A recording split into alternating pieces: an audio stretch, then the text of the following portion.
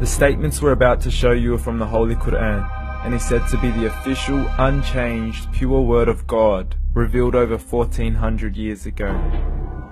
Claiming to be the word of God is a heavy statement, and without proof, or if a single contradiction is found within the book, the apparent word of God will be proven false. So without further ado, let's put the book to the test. In the 23rd chapter, titled The Believers, from the 12th to the 14th verses, God is said to give a detailed description of how the human being is formed. It begins by saying, "We then placed him as a sperm drop in a place of settlement, firmly fixed. Then we made the drop into a alaqa." We will translate this word very soon. "And then we changed the alaqa into a lump. Then we made out of that lump into bones. And then we clothed the bones with flesh. Then we caused him to grow and come into being and attain the definitive human form." In the 21st century, we can now safely say that this verse is clearly describing the process of human development in correct chronological order.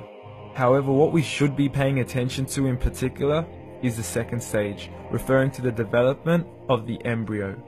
The specific word used to describe the embryo in this verse is the word alaqa. The word alaqa, when translated into English, can mean three separate things. Firstly, a blood clot, or to be suspended, that is to be hanging or clinging to something, or thirdly and finally, a leech. Now, all three definitions don't come anywhere near what we perceive to be the human embryo. So, why are these words used, and what significance do they share with the human embryo? Can the embryo be described as a blood clot? Well, what do you think?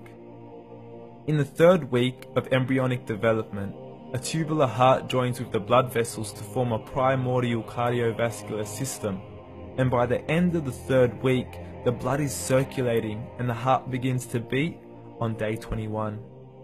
The first thing that comes to mind in regards to being suspended or hanging is the umbilical cord. But we can't use that example because we are simply referring to step 2, before the baby has even formed. But we now know today that the umbilical cord is formed from the connecting stalk. And the connecting stalk is formed as soon as the embryo is formed. The embryo's connecting stalk has even been described by John Allen and Beverly Kramer as an object to suspend the developing embryo in the extra-embryonic column. So an embryo is suspended and does have a strong resemblance with a blood clot. What on earth would an embryo have to do with a leech? Figure A shows the structure of an embryo at 25 days. Figure B shows a leech. Now please note once again that the embryo in this stage is no greater than the size of a kernel of wheat. This is an X-ray of the embryo at 22 days. This is the internal structure of a leech. It's mind-blowing stuff, but you still haven't seen anything yet. This is the head of the embryo at 22 days. The detail you are seeing right now is absolutely impossible to be seen with the human eye and can only be seen with a microscope. This is the back end of a leech. There's no other words used to describe this other than mind-blowing. The pictures we have shown you are impossible to be seen with the human eye or even to be predicted by the human mind.